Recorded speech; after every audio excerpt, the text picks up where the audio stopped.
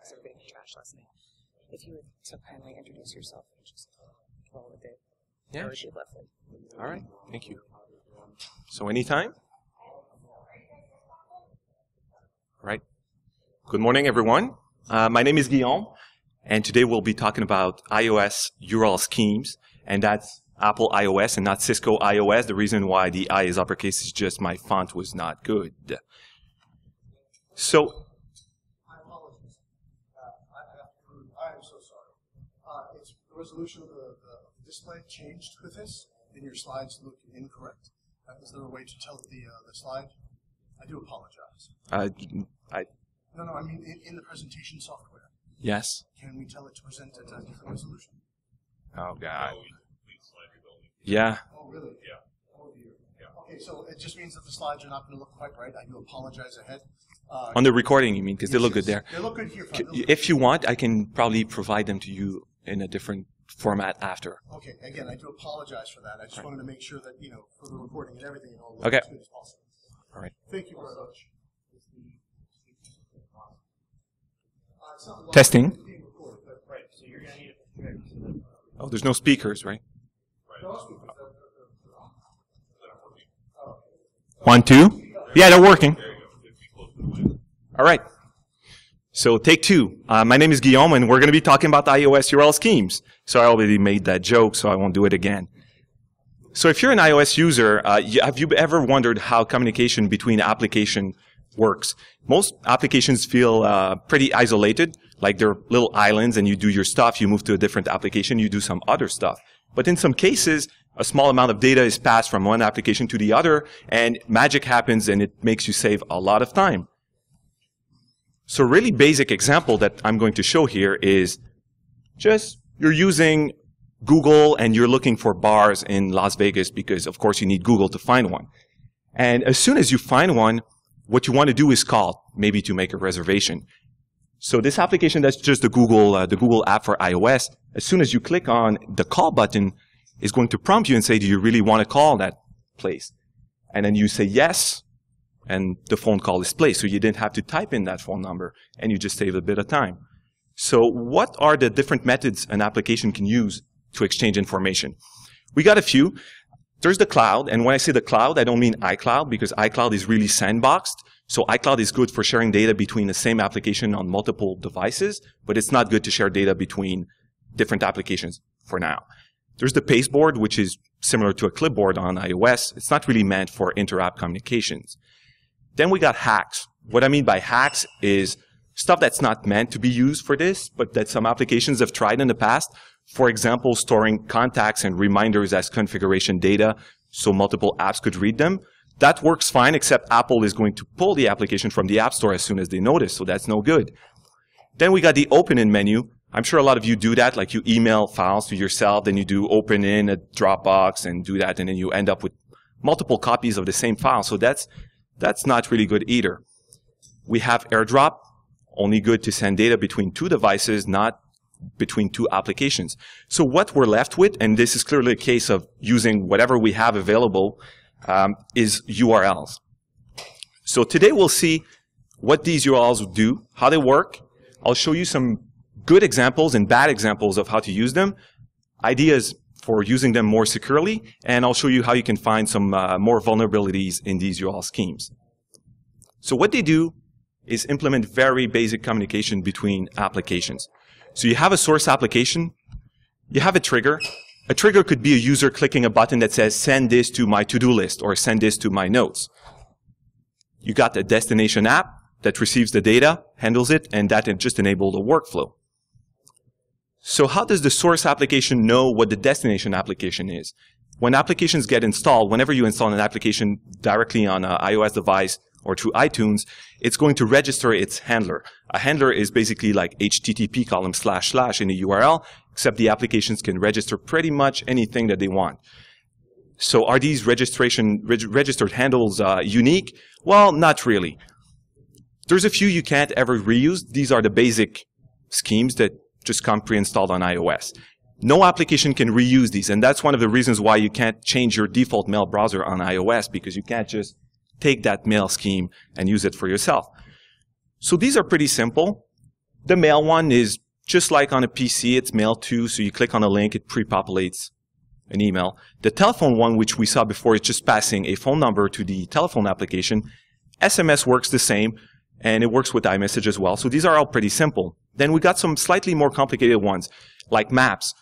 If you have a restaurant, for example, you could have a button that would send a user to the Maps app and trigger the directions to that restaurant. iTunes has one. Has anyone ever ended up on a not so kind of shady looking website that just redirected you to the App Store so you would buy like a crappy Flappy Bird clone or something weird like that? That's what is used for that. They use the iTunes URL scheme to do that, and they do that because they get money from all the purchases that you make on the App Store. And then we got FaceTime, which we will see in more details later on, that can be used for audio and video calls. Then there's some even more advanced use cases that enable two-way communication. So what we see here is an application called Day One. It's a diary application that does not really encrypt your notes. So what you want to do with that is obviously you want to store that in Dropbox, right? So this application knows how Dropbox works. And in the settings, you will see there's an option to enable Dropbox synchronization. So as soon as I click on that Dropbox button, it's going to send me to Dropbox.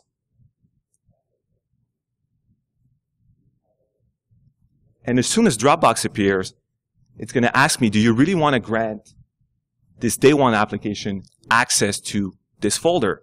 And as soon as I click allow, Dropbox knows how to send the information back. Everything's enabled. I didn't have to go to Dropbox.com and give permissions or do anything special. So as a user, that was fantastic. That was easy. That was fast. Was that secure? Well, different story. So as we do automated workflows like that, what can happen is over-automation. So the example I'm going to show here, this application is just a launcher. So these icons that you see, they're just URLs. There's nothing funky going on in this application. So as I click that, you'll see really quick a calendar application flashing. And then I'm on the BSides website. So what happened? I go back to my calendar, and I have something that tells me I need to crash the Nike party. Because why does Nike have a party at Black Hat? That's just weird. How did that work? Okay, so now I'll click the real link. And again, it flashes really fast. I'm in Safari. What happened? I go back to my calendar. Now I got 2.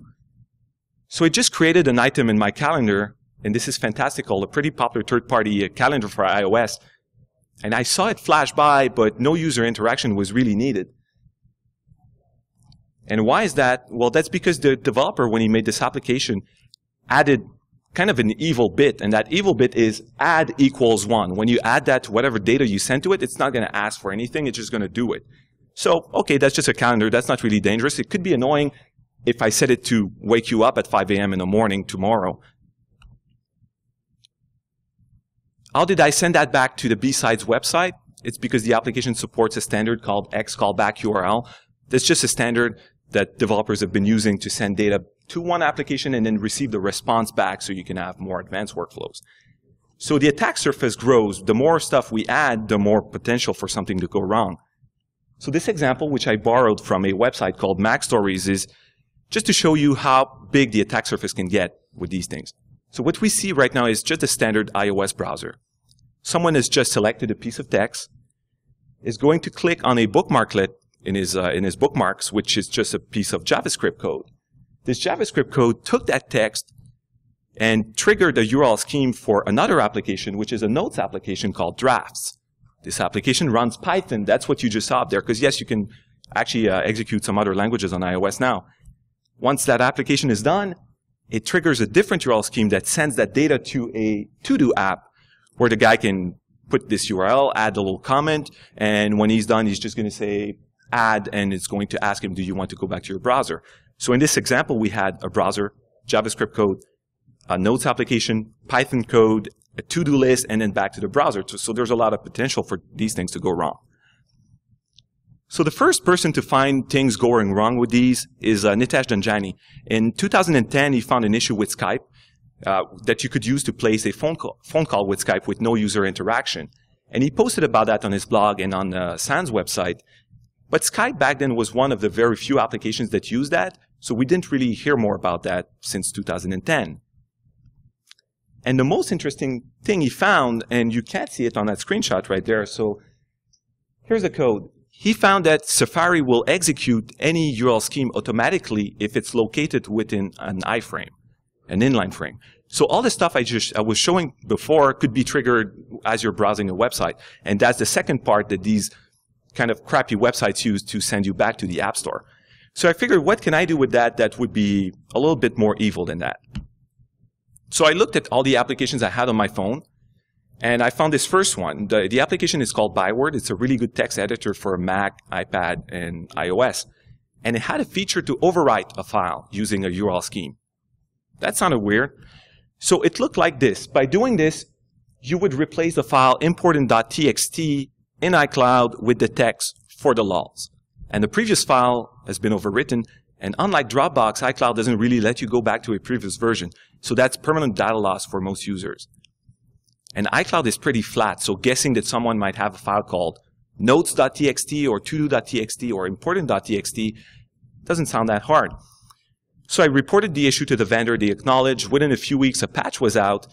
But the patch is just, there's a warning sign now. So it basically goes, are you sure you really want to destroy your data? And then if you say yes, well, then it just does it. So I guess it's a little better than it was before, but not much. So the next day, I looked at some other applications I had on my phone, and Tweetbot is one of the most popular iOS Twitter clients. And it had a scheme that allowed you to follow a user. So my first thought was, oh my God, all my friends are going to be following Justin Bieber soon. And that's the exact code. So I notified the vendor. They acknowledged that this was a security issue. It took them a little while. They released a paid upgrade which fixed the issue, and then they went back and it did fix the previous version. So that took a while. And from a security perspective, that's not the end of the world. I mean, you just followed someone, you can unfollow them. So why is it so bad? Well, it's really bad for your privacy because Twitter can send you notifications when someone has just started following you. So even if you unfollow them, they know what your Twitter account is. And if you mix that with the fact that Safari will execute these automatically, that's a really good way to identify a website user and de-anonymize them. So here's what it actually looked like.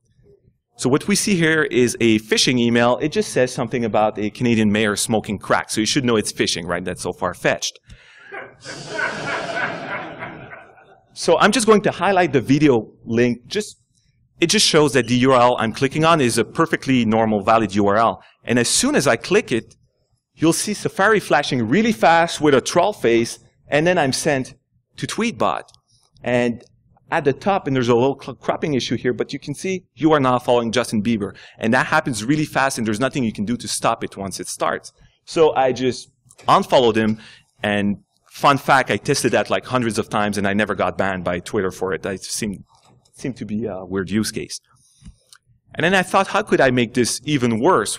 Automate it, maybe. Could I use ad networks and embed these inline frames in there and get a lot of people to follow me or follow someone else? That would be pretty evil. But I figured there's not enough people that use Tweetbot.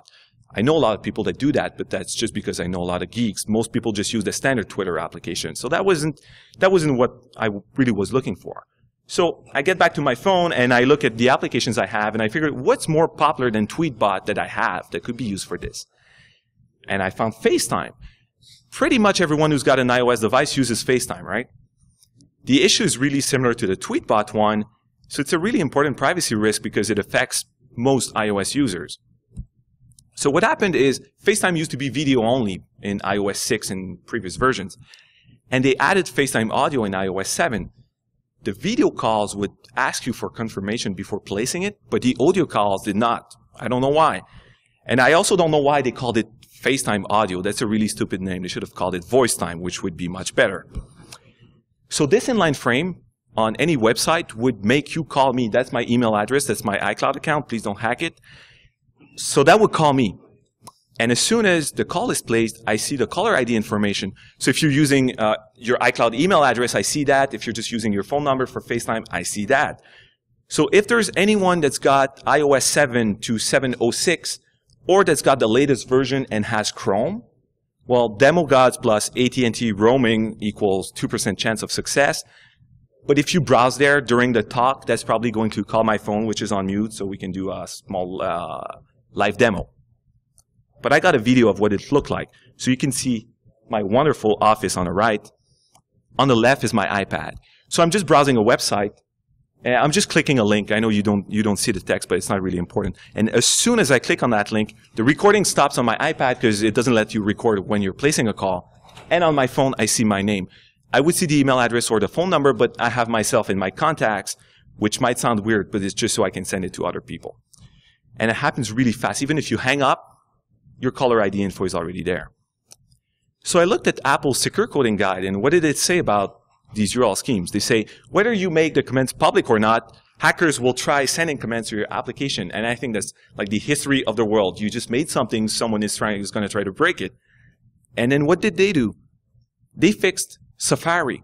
So Safari prompts you before calling someone.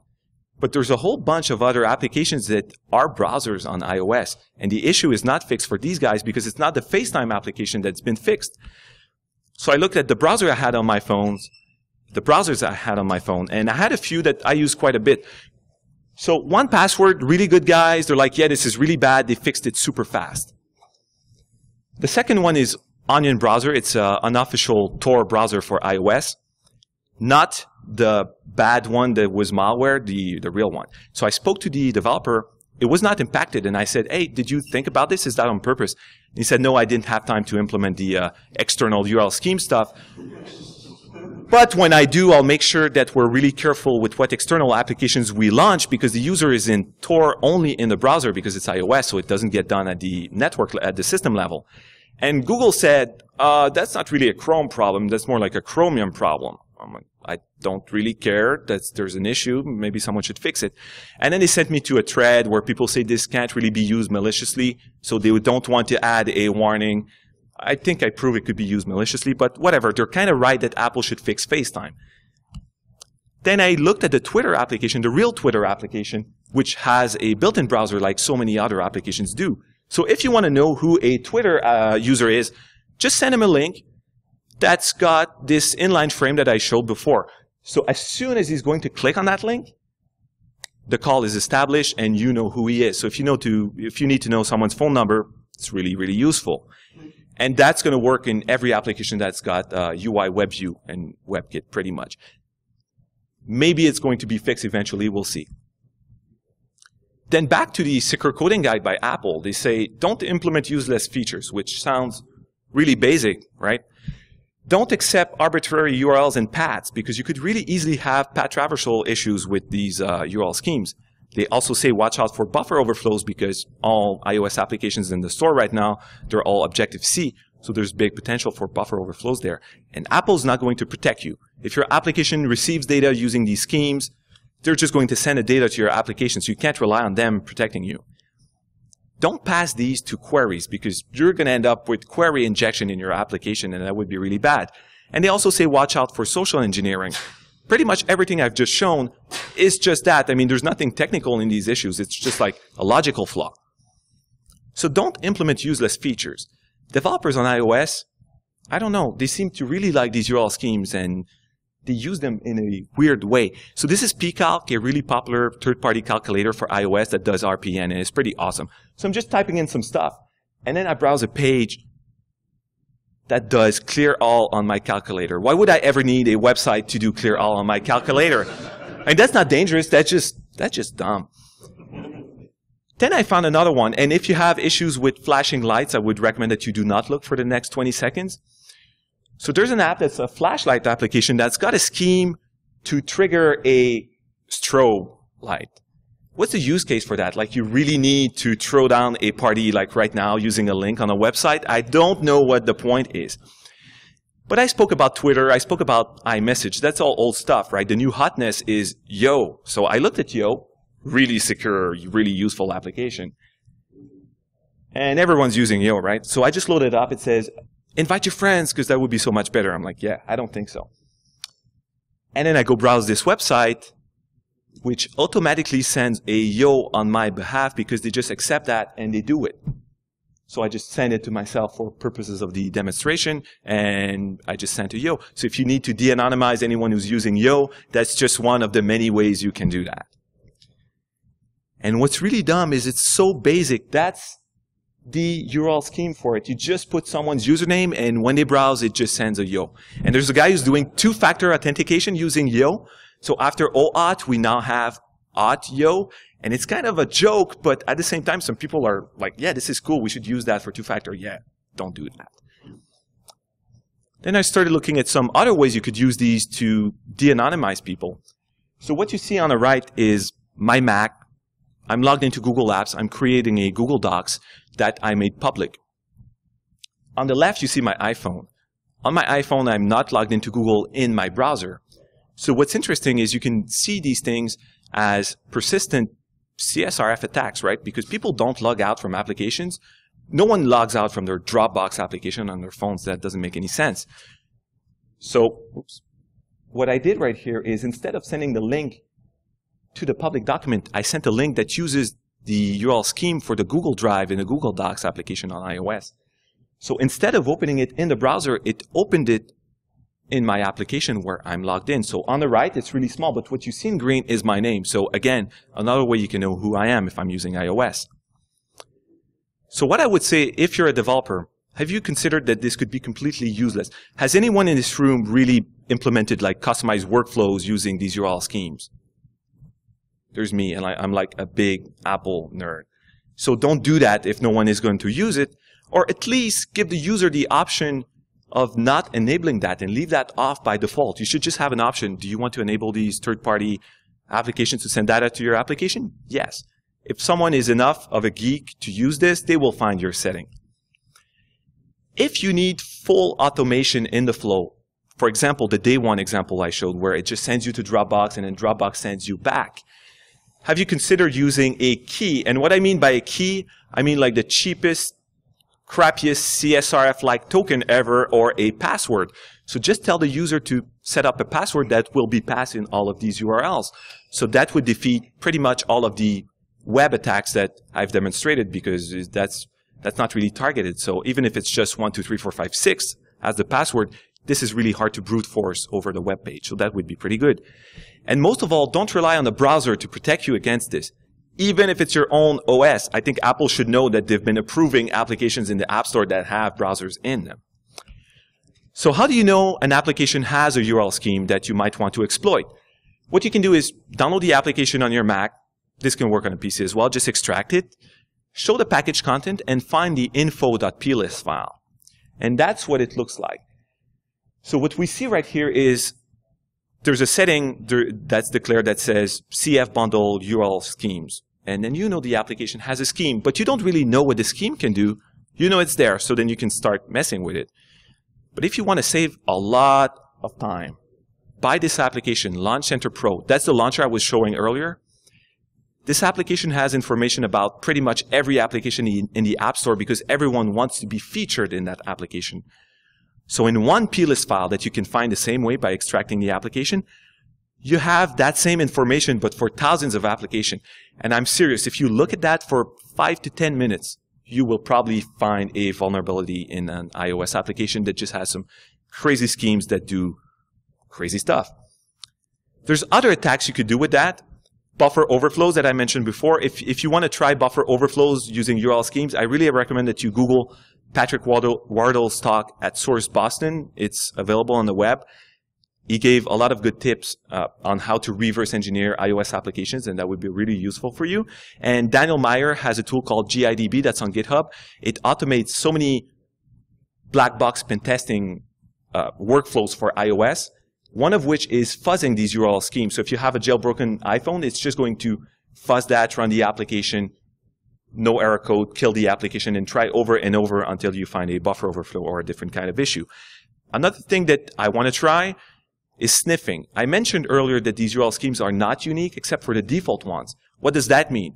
That means that if you know an application has registered, for example, to-do column // you can make your own application that's going to register the same stuff. And the latest application that was installed is going to receive that data. So if you know an application is sending sensitive data doing that, maybe you just want to buy the source code to one of these crappy Flappy Bird clones, distribute it, but when you receive that data, you just send it to your server, and then no one knows what happened, and you just stole some data from iOS users. Apple will probably pull your application, but that's going to take a while. Before I finish, a small note on iOS 8. It's going to introduce a lot of new methods for inter-application communication, which are probably way more secure, but the attack surface is going to be huge. And one thing to remember is the old crappy methods will still exist. Tomorrow morning, iOS 8 is released. This is all still going to exist for a long time. So before I finish, for questions, I'd like to give a special thanks to the BSides mentor program, especially my mentor, Brandon, who helped me make this presentation much better. And I'd like to thank you for your time by showing you an actual really useful URL scheme workflow that allows you to Google for animated GIFs. Yeah, I pronounce it GIFs. And iMessage them to your friends automatically. So that's automation for you. So thank you for your time, and I think we still have a few minutes for questions. Yes? Yeah, it is.